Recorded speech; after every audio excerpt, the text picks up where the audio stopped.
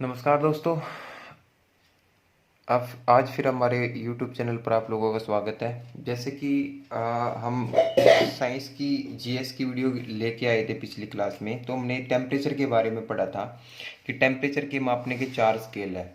तो उनके बारे में हम पढ़ चुके थे। इस वीडियो में हम क्या करेंगे, इस वीडियो में हम जितना भी हमारा टॉपिक है, जैसे इसमें हम पढ़ेंगे दो तरह की हीट होती है आपके पास, दो तरह की उष्मा होती है। उष्मा जो होती है आपकी वो दो टाइप की होती है। एक उष्मा जो होती है आपकी उसको बोलते हैं हम संवेदनशील संवेदनशील, ठीक है।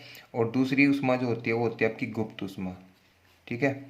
अगर आप डायग्राम को ध्यान से देख रहे हो यहाँ पे तो आपको पता चलेगा, ठीक है। डायग्राम को अगर आप ध्यान से देखते हो तो आपको पता चलेगा कि यहाँ पे मैंने दो डायग्राम बना रखे हैं। दो डायग्राम कैसे बना रखे हैं इसको ध्यान से देखते हैं।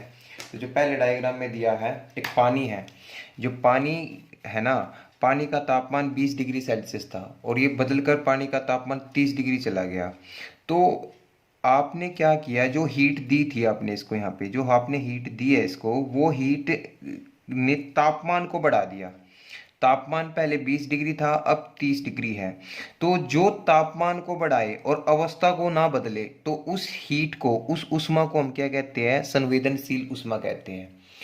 और दूसरे डायग्राम को अगर आप ध्यान से देखते हो, दूसरे डायग्राम को अगर मैं ध्यान से देखता हूं तो आप यहाँ पे क्या देखेंगे कि आइस थी 0 डिग्री सेल्सियस पर, और वाटर उसके बाद ये जब कन्वर्ट हो जाएगा पानी में तो 0 डिग्री सेल्सियस पर पानी ही रहेगा।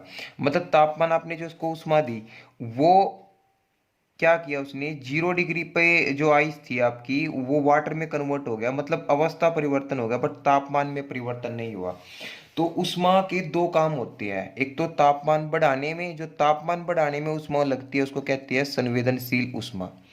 और जो अवस्था को बदलने में, अवस्था को बदलती है उसको क्या बोलते हैं हम, गुप्त उष्मा, यानी कि लेटेंट हीट। इंग्लिश में बोले तो लेटेंट हीट, और इसको बोलते हैं हम सेंसिबल हीट। क्या बोलते हैं, सेंसिबल हीट।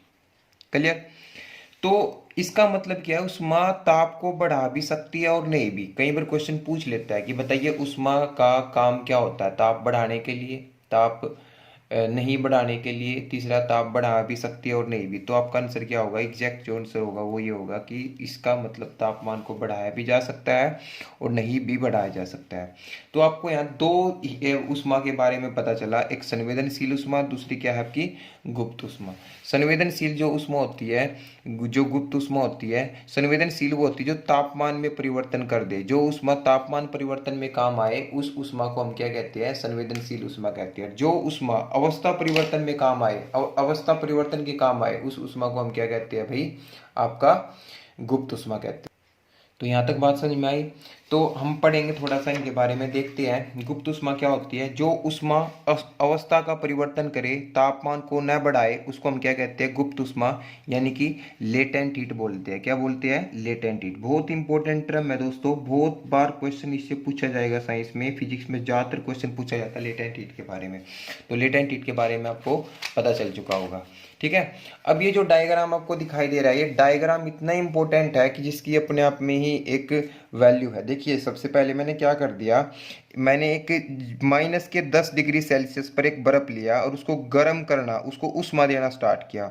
तो उस माइनस के 10 डिग्री से वो 0 डिग्री पे आएगा। माइनस के 10 डिग्री से वो कितने पे आएगा, 0 डिग्री पे आएगा।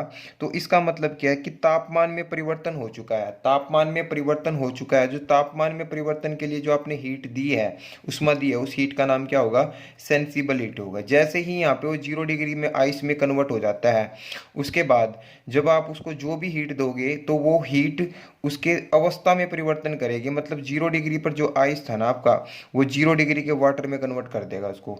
तो जो अवस्था को परिवर्तन करे, उसकी स्टेट को बदले, उसको हम क्या बोलते हैं, लेटेंट हीट बोलते हैं। क्या बोलते हैं, लेटेंट हीट, ठीक है। अब फिर से हम 0 डिग्री से लेकर उसको गर्म करते हैं, 100 डिग्री तक आपका पानी पहुंच जाता है। तो आपकी क्या हुआ, 0 से 100 डिग्री पे चला गया, तो क्या बन गया आपका, सेंसिबल हीट। वहां पे क्या बनेगी आपकी, सेंसिबल हीट होगा, ठीक है। फिर से 100 डिग्री पर अगर आपका जो वाटर उसके बाद आप उसको गर्म करते हैं तो वो 100 डिग्री पर स्टीम में कन्वर्ट हो जाता है, वेपर में कन्वर्ट हो जाता है, भाप में कन्वर्ट हो जाता है।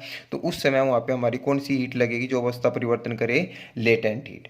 फिर से अगर आप 100 डिग्री से ऊपर गर्म करते हो वाष्प बनने के बाद उसके ऊपर 110 पे, तो वो वहाँ पे कौन सी होगी, सेंसिबल हीट, यानी कि आपकी संवेदनशील उष्मा आपकी यहाँ पे काम आएगी।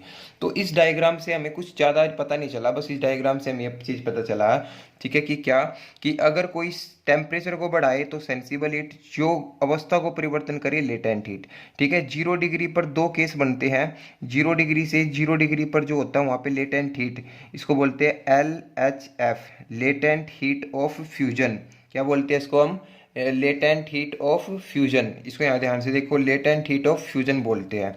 लेटेंट हीट ऑफ फ्यूजन या मेल्टिंग, संलयन या गलन की गुप्त उष्मा बोलते हैं। और जो यहाँ पे दिखाई दे रहा है LHV, ये जो है आपका, इसका मतलब है लेटेंट हीट ऑफ वेपोराइजेशन, वाष्पन की गुप्त उष्मा। तो इसका मतलब क्या हुआ कि भाई यहाँ से आपको दो हीट, दो जो आपकी हीट होती है, दो उष्मा, उनके बारे में पता चलता है बेसिकली। ठीक है, अब यहाँ से देखिए क्वेश्चन बनता है बहुत इंपॉर्टेंट, क्या, उबलते हुए जल की अपेक्षा भाप से जलना अधिक कष्टदायक इसलिए होता है क्योंकि, ठीक है, क्योंकि भाप में गुप्त उष्मा होती है। भाप में क्या होती है, गुप्त उष्मा। ठीक है, वाष्पन की गुप्त उष्मा कितनी है, वाष्पन, इसको बोलते हैं हम लेटेंट हीट ऑफ वेपर। वाष्पन की गुप्त उष्मा कितनी है, 540 कैलोरी पर ग्राम। यानी कि 1 ग्राम पानी को भाप बनाने के लिए, 1 ग्राम पानी को भाप बनाने के लिए 540 कैलोरी की जरूरत पड़ेगी। अगर मान लो 10 ग्राम है, 10 ग्राम तो कितना होगा, 1 ग्राम के लिए 540, 10 ग्राम के लिए 5400 कैलोरी की जरूरत पड़ेगी।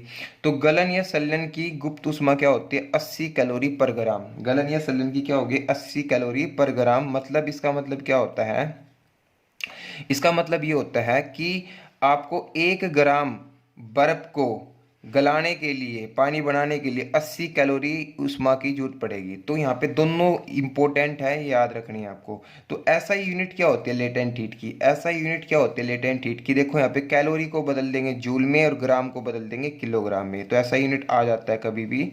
तो बहुत इंपॉर्टेंट है, जूल पर किलोग्राम, किसकी, लेटेंट हीट की, गुप्त उष्मा की। ऐसा यूनिट क्या होती है गुप्त उष्मा की, जूल पर किलोग्राम आपकी यहाँ पे यूनिट होगी, ऐसा यूनिट। ठीक है, अगर थोड़ा और आगे बढ़ते हैं तो हमें पता कि 1 कैलोरी बराबर होती है 4.18 जूल। यानी कि अप्रोक्सीमेटली इसकी वैल्यू जो होती है वो 4.2 जूल के बराबर होता है। 1 जूल के अंदर अगर मैं दोबारा कन्वर्ट करूँ 1 जूल के अंदर कितनी कैलोरी है, तो अप्रोक्सीमेटली 0.24 कैलोरी होती है। 1 जूल में 0.24 कैलोरी और 1 कैलोरी में 4.2 जूल होता है। और 1 BTU, एक ब्रिटिश थर्मल यूनिट, किसके अंदर कितनी कैलोरी होती है, 252 कैलोरी होती है। तो ये इंपॉर्टेंट क्वेश्चन है, ये आपको डायरेक्ट फैक्ट है, डायरेक्ट आंकड़े हैं, स्टैट के आंकड़े हैं, इनको आपको ऐसे ही याद रखना है। तो आपको पता होना चाहिए लेटेंट की, कई बार पूछा जाएगा वाष्पन की गुप्त उष्मा कितनी होती है, 540 कैलोरी पर ग्राम। और गलन या संलयन की गुप्त उष्मा कितनी होती है, 80 कैलोरी पर ग्राम। और ये ऐसा यूनिट, इसकी यहाँ तक आप तो मैंने जितना बताया होगा आप लोगों को ये बात समझ में आई होगी। ठीक है, तो नेक्स्ट बढ़ते हैं हम आगे, क्या दिया हुआ इसमें, देखिए एक न्यूमेरिकल दिया है कि 15 ग्राम बर्फ को पानी में बदलने के लिए कितनी उष्मा की जरूरत होगी।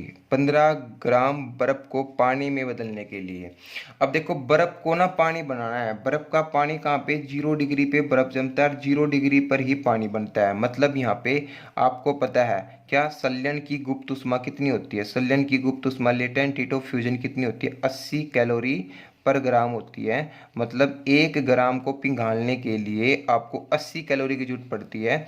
बट ये कितना ग्राम है, 15, तो 80 गुणा में 15 हो जाएगा, तो कितना आएगा, 15×8 = 120, यानी कि 1200 कैलोरी आपको जरूरत पड़ेगी। यहाँ तक बात समझ में आ गई, 1200 कैलोरी आपको जरूरत पड़ेगी। बट ये कह रहा है कि हाँ, तो यही चीज़ आपको बतानी है, तो 1200 कैलोरी आपको जरूरत पड़ेगी। और साथ में पूछ रहा है कि कितनी जूल उष्मा की जरूरत पड़ेगी, कितनी जूल में कन्वर्ट करना है। अगर जूल में कन्वर्ट करना है तो जूल आपको पता है 1 कैलोरी में कितना जूल होता है, 4.2। इसकी हम जब मल्टीप्लाई करेंगे, पॉइंट हटा के, 0 से 0 कैंसिल हो जाएगी, 12 0 12 दूनी 24, ठीक है, 2 हासिल किए, 12 चौक 48, यानी कि 5040 जूल उष्मा की जरूरत पड़ेगी आपको 15 ग्राम बर्फ को पानी में बदलने के लिए। तो ऐसे ऐसे क्वेश्चन, छोटे मोटे क्वेश्चन आपसे एग्जाम में पूछे जा सकते हैं। क्लियर?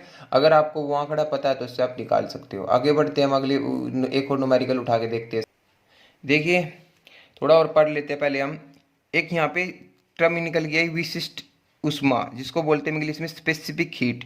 स्पेसिफिक हीट क्या होता है, पहले तो ये समझो स्पेसिफिक हीट का मतलब ही क्या है। स्पेसिफिक हीट का जो मतलब है उसकी ऐसा यूनिट हमें समझा सकती है अच्छी तरीके से। क्या कि ऐसा यूनिट क्या होती है इसकी, जूल पर केजी पर केल्विन। मतलब एक जूल 1 किलो को पिघालने के लिए और 1 किलो का 1 केल्विन तापमान बढ़ाने के लिए, 1 किलो बर्फ का 1 केल्विन तापमान बढ़ाने के लिए 1 जूल की आवश्यकता पड़ती है।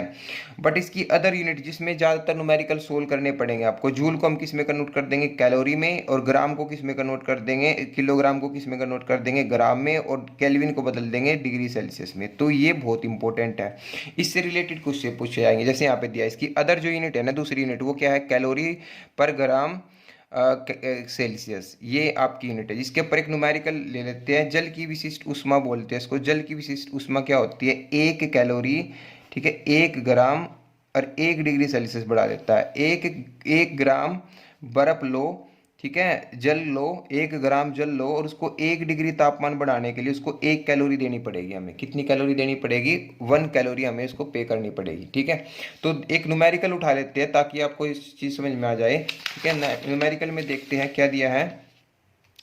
न्यूमेरिकल में दिया है कि 30 ग्राम पानी का तापमान, 30 ग्राम पानी का तापमान 12 डिग्री सेल्सियस से 52 डिग्री तक ले जाने के लिए कितनी उष्मा की आवश्यकता होगी। अब देखो, अब आपको पता है 1 ग्राम के लिए 1 डिग्री सेल्सियस, तो ये कितना है 30 ग्राम, और टेम्परेचर में डिफरेंस कितने का है, टेम्परेचर में डिफरेंस है 40 का। तो सिंपल सी बात है, 1200 जूल कैलोरी की जरूरत पड़ेगी। कितने कैलोरी की जरूरत पड़ेगी, 1200 कैलोरी की जरूरत पड़ेगी। तो बस यही उसका आंसर था, कितनी, 1200 कैलोरी की उसकी आवश्यकता पड़ेगी। तो बहुत ही आसान आसान से क्वेश्चन है। अगर आपको ये फार्मूले और सही फैक्ट पता होगा तो इन क्वेश्चनों को आप आसानी से कर सकते हो। ठीक है, एक और छोटा सा न्यूमेरिकल उठा लेते हैं हम। ठीक है, ताकि ये जो है आपका, ये आप विशिष्ट उष्मा, स्पेसिफिक हीट और लेटेंट हीट के बारे में तुम अच्छी तरीके से इसके ऊपर पहचान कर सको।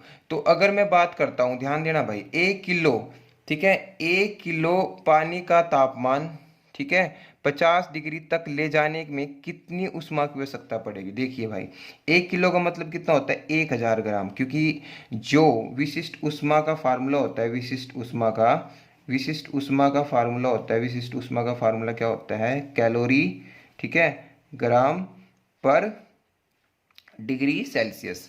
तो 1 ग्राम है, बट ये केजी है, केजी को ग्राम बनाएंगे तो कितना हो जाएगा, 1000 ग्राम, और कितना, 50 डिग्री लेके जाना है। तो सिंपल सी बात है, 50 डिग्री, 1 2 3 4, 10 के ऊपर कितनी होगी, 4 कैलोरी, 5 × 10⁴ कैलोरी आपको इसकी जरूरत पड़ेगी। तो ये बहुत इंपॉर्टेंट चीज़ है। जैसे मान लेते हैं कई बार क्वेश्चन ऐसे दे देते हैं, देखो ध्यान से देखो, ये क्वेश्चन ध्यान से देखो। अगर आपको कई बार दे दिया पहले से ही, उसकी स्पेसिफिक हीट दे दी कि ये कोई भी चीज़ है, उसकी स्पेसिफिक हीट जैसे यहाँ पे दे रखी है कि कोई स्पेसिफिक हीट मतलब विशिष्ट उष्मा दे दी 0 कैलोरी ग्राम पर केल्विन है, और आपसे पूछ ले जैसे 20 ग्राम इसकी गिवन है, आपको ये विशिष्ट उष्मा दे दी, और आपको देते 20 ग्राम धातु का। अब 20 ग्राम, 1 ग्राम के लिए तो इतनी चाहिए, अब 20 ग्राम के लिए कितनी होगी, 20 ग्राम, और कितना डिग्री रेज करना है, 10 डिग्री, तो कितना होगा 200। बट कितना कैलोरी चाहिए, 1/2, इसके लिए तो 1/2 चाहिए ना, तो इसके लिए कितनी चाहिए, इसके लिए भी हाफ कर देंगे, यानी कि 100 कैलोरी की जरूरत पड़ेगी। तो ऐसे छोटे छोटे चीने मीने से न्यूमेरिकल आपसे पूछे जा सकते हैं। अगर आपको ये फैक्ट पता होगा तो इन क्वेश्चनों को आप आसानी से और बड़ी ही उससे निकाल सकते हो। क्लियर? जैसे एक अगला क्वेश्चन, ये फैक्ट है छोटे छोटे।